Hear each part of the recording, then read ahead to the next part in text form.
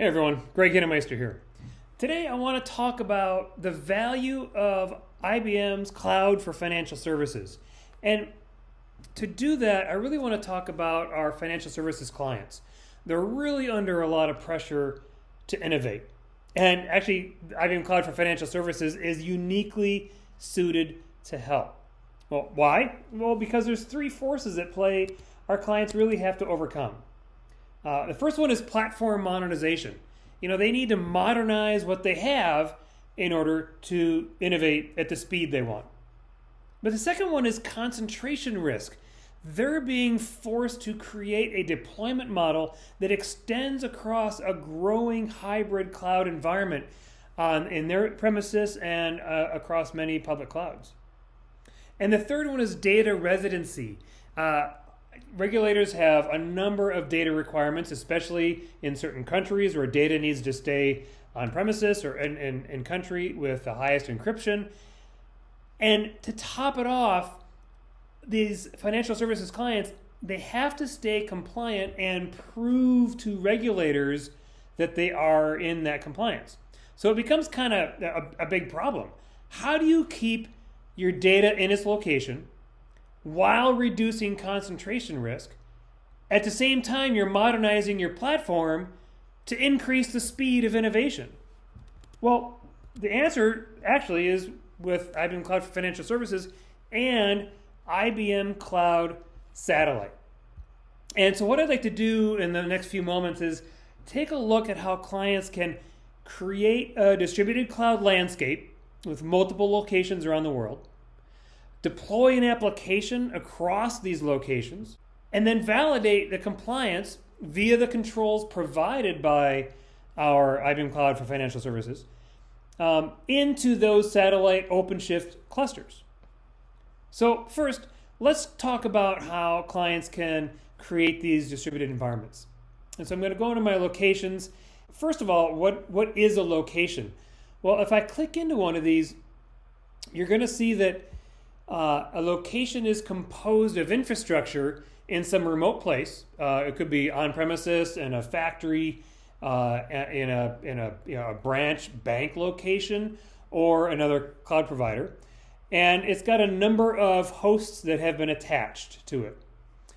There's one on AWS.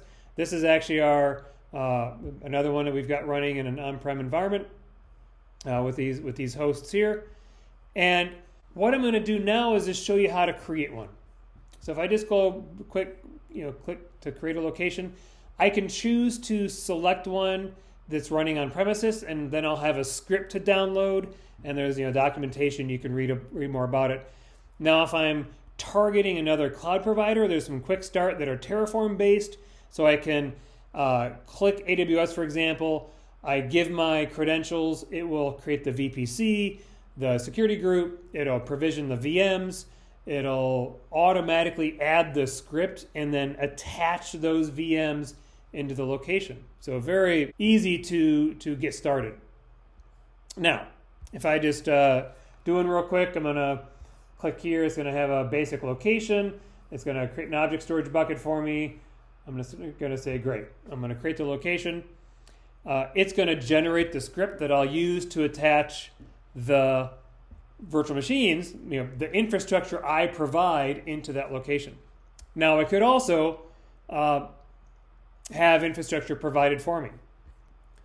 But let's go back to this location while that one's being created. Let's go back and look, well, what am I really doing here? So if I flip to my little diagram, what we're going to be doing is I've got a cloud environment, and it's built with, I've got OpenShift and databases and hundreds of services to run in all of our IBM Cloud regions. And I might have things like IBM tool chains or Argo CD that I'm using to deploy applications throughout. And built into my cloud account is this satellite control plane that you saw right here. Well, now what I'm doing is I'm selecting the infrastructure in this remote location. I'm adding that script that is generated, and I'm attaching the VMs back to the control plane. So what that allows me to do then is say, great, IBM Cloud has just extended itself into a remote location, and it's really acting as a mini cloud region. So what I can do now is say, I'm going to get an OpenShift cluster. I want to go to the catalog and select it, and I'm going to deploy an OpenShift cluster. Great. So now it is in that location. It's running in that firewall environment in the local network, but it is being managed from IBM, and in fact the SREs that are managing a fleet of thousands and thousands of clusters worldwide are also managing this in the same fashion.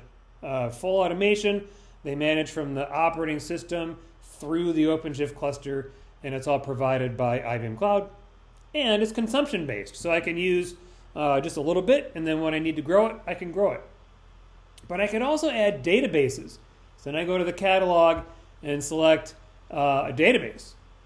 And then infrastructure's assigned to run the database, the data services control plane, and then the cluster nodes where I'm going to be running Postgres and Redis and so on. Now, if I want to extend the capacity of these services, I might want to add some standby compute in order to, for when I grow my workload, I'll have compute ready to throw into whatever service that's running in satellite that I want. And so as I blow this out and complete this, what you'll see in this, this live environment is a number of capabilities. I've got multiple locations. I have my dev team inside the on-premises data center, being able to deploy into those remote locations. I've got data services running. I've got OpenShift managed by IBM Cloud, but I've got software like Cloud Pak for Data, Cloud Pak for Integration in these on-premise locations. So then I can do things like do data analytics on premises and using the sensitive data that I need. So you can already see I'm answering those questions that these our financial services clients are really concerned about. Well, how do I get object storage for my cloud native application so I can run data services and analytics? Well, you get Cloud Satellite, you spin up some clusters, you add some Cloud Pak for Data, and you get your cloud object storage managed by IBM Cloud running in your local environment with access to your sensitive data. So it's all great. Now in a financial services environment, I also need my security and compliance center that I'll be showing to prove that we are in compliance. And so we've got some security and compliance collectors that scan all of IBM Cloud, but uniquely Cloud Satellite, since it's behind this local environment, it kind of needs its own collectors to scan this environment, and then it'll report back to the mothership to get all the good information. So that in a nutshell is what's going on. And so you see this location's being created, and I can drill into an environment. Let's pick this one, and I can go into my services of what's running, and it's going to show me I've got it's got an OpenShift cluster, and I've got some storage configured for it. Now, what it's also doing is it's creating these link endpoints, and so I have great precision, which our financial services customers demand, to control access of who gets access to the OpenShift API through this satellite link. How do I access my cloud object storage, my health checks, my identity and access? And I can certainly turn these on and off as I see fit, which is a key requirement that our FS clients really need. And of course, I can identify and limit the access of who gets access to those. Okay. Let's now go to see some things in action. So I have my locations, and let's say I have an application I want to deploy across this environment. I could go to this configurations tab. I have it open here. And I've got a financial application here, stock trader. I've got an asset manager for some financial assets I've got here. and some other things. I'm going to click into this asset manager.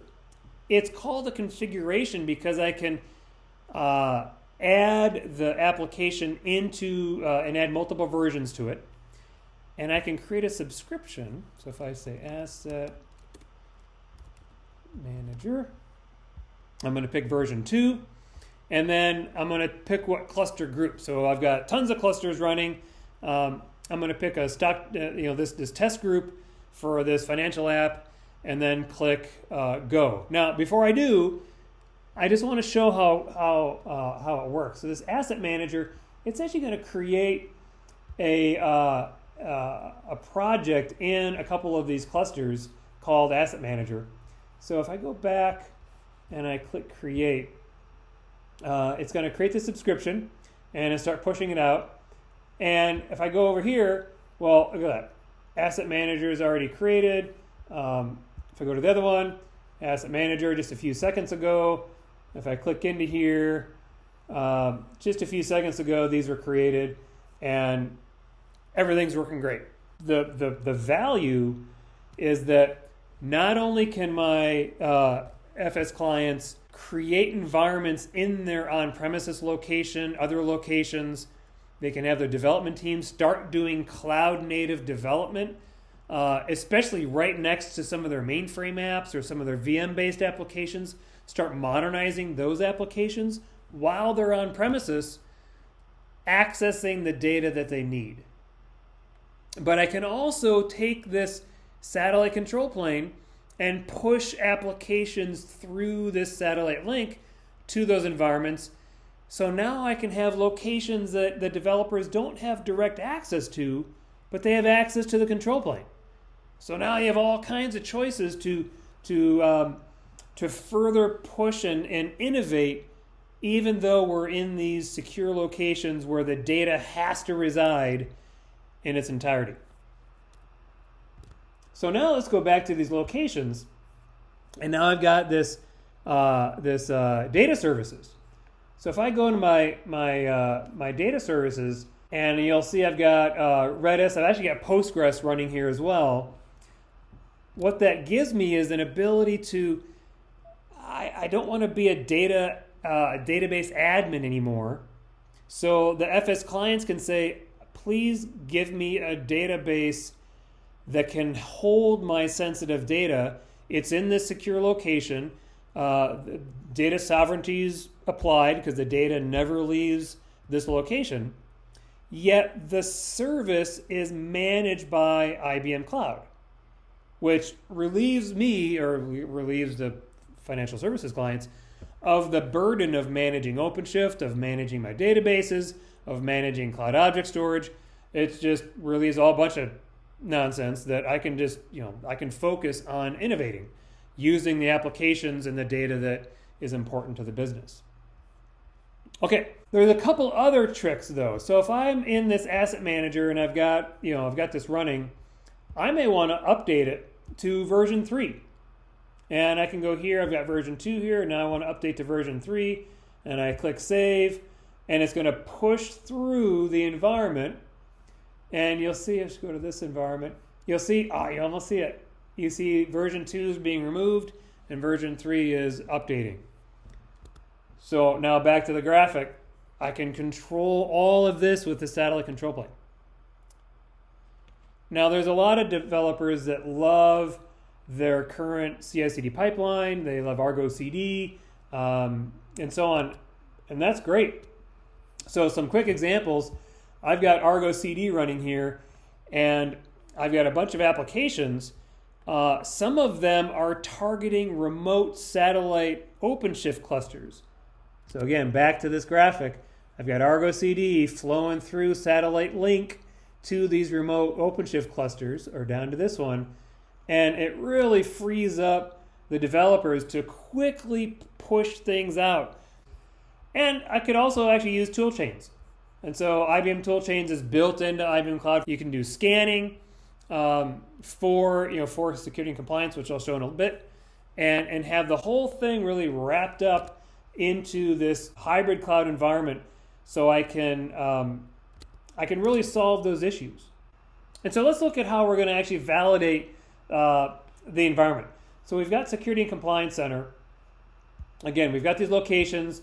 We have all these clusters that we've got created from my satellite environment in these multiple locations. I've got OpenShift clusters are strewn about IBM Cloud regions around the world. And I really need to understand how all of this is working. And there's two things you need to worry about. The first one is, how do I know the services themselves are compliant?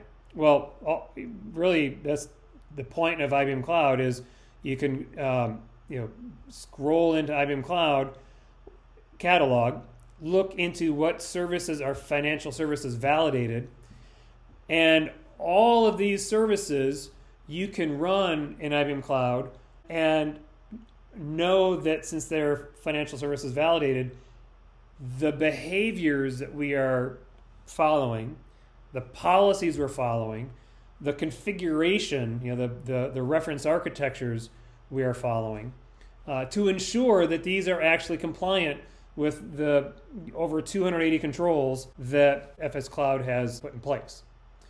But once you deploy these, so we've been looking at OpenShift, and you saw object storage, and you saw a number of other things. Once you deploy these, there's still customization you could perform to make them highly not compliant.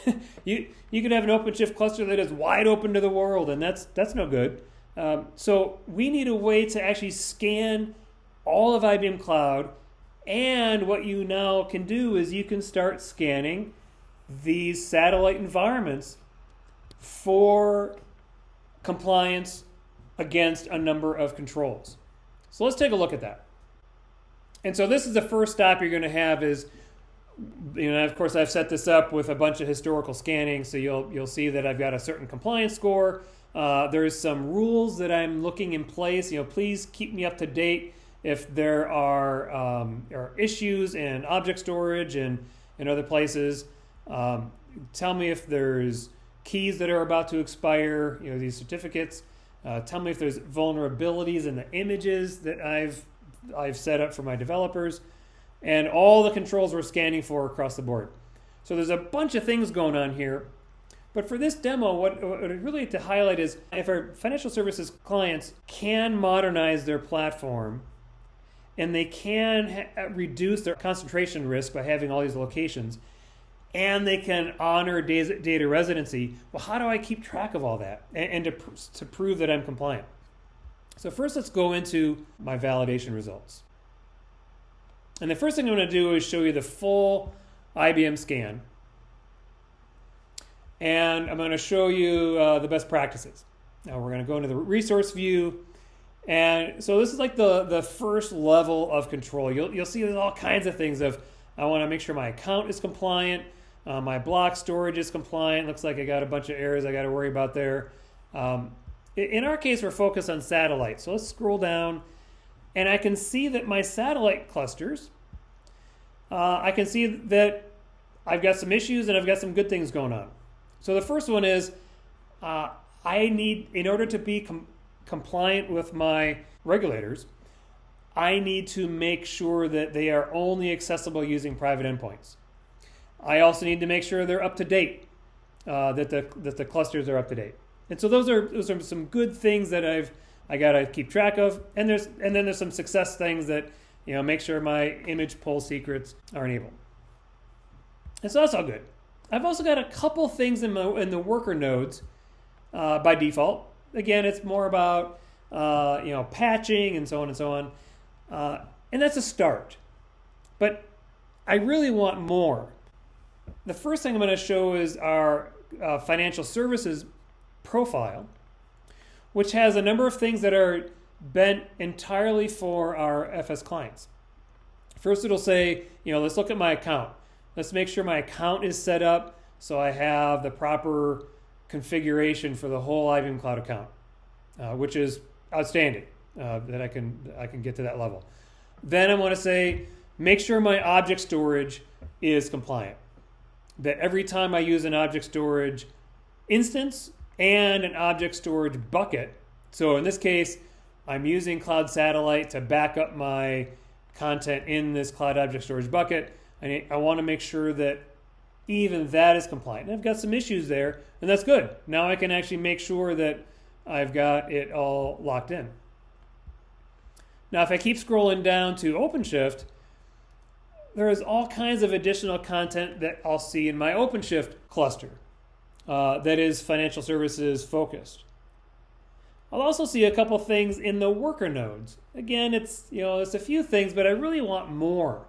So what we've done in Security and Compliance Center is added OpenShift Compliance Operator. So what we've done is we've integrated the operator into Security and Compliance, and there is a second profile. So you saw I was looking at the financial services one. Now I'm going to look at the OpenShift Operator one, and it has added all kinds of additional controls. And so if I click into here to make sure my file permissions are set, I can select it, say verify permissions, and for all the worker nodes across my satellite environments, they are valid, which is great. Now, and there's other capabilities along all here. Strong cryptographic ciphers, make sure those are active across all the worker nodes. And so there's a number of additional controls that, as you use these policies and start building up your security and compliance, you're going to be having an outstanding dashboard that you can bring in your IBM Cloud compliance, your the FS Cloud services, the validated services I showed earlier, and you're going to be able to bring in all this information from your remote locations. Now, how did I add this ability to have this security and compliance collector scan these satellite worker nodes? Well, the first thing I did is I went down to integrations, and there's an OpenShift Compliance Operator plugin, if you will. You just click connect, and it's really not that much more than that, and it adds it. And that's the first step, and that's really all you need to do. But the second piece is you need to install the operator on each cluster you want to scan. And so back in the graphic, I need to install an OpenShift Compliance Operator into each of these clusters. Now, to do that, it's not too bad. I've got one here, this SAT test cluster. As an administrator, I'm in the operator hub. I just type compliance, and the compliance operator shows up. Now, I've already installed it, but when you do install it, it will show up in the list. So that's two of the three things you do. So you hit the integration, you install the compliance operator, and then the last thing you do, I'm going to go up and look at the scopes. And so this scope is, what do I want to scan and how do I want to scan it? So you'll see this clusters for satellite. That's the thing I showed you that had both the OpenShift Compliance Operator and the financial services profiles. Well, the last thing you do is add credentials. And so these are the credentials I'm using, and I want to point to my OpenShift cluster and actually point to this cluster itself, which is the one I just showed you. This is the ID for that cluster. And then the result is you're going to have these rich, detailed, additional controls showing up. And then eventually, as you bubble it up to the top dashboard, it'll show up in your security and compliance. The last thing I'm going to show real quick are these rules. And so the rules can prevent bad configuration. So you saw in the graphic, okay, I've got object storage, I've got all this stuff going on across this hybrid cloud environment. But I want to make sure that object storage requires auditing, requires encryption.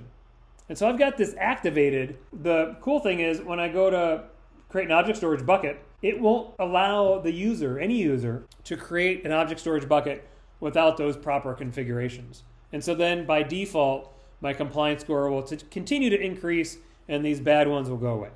thank you for your time, and I hope you see that with IBM Cloud for Financial Services, now with the ability to have Cloud Satellite participate in running these financial services workloads in these remote locations, that clients are going to be able to modernize their platform so they can speed up their innovation.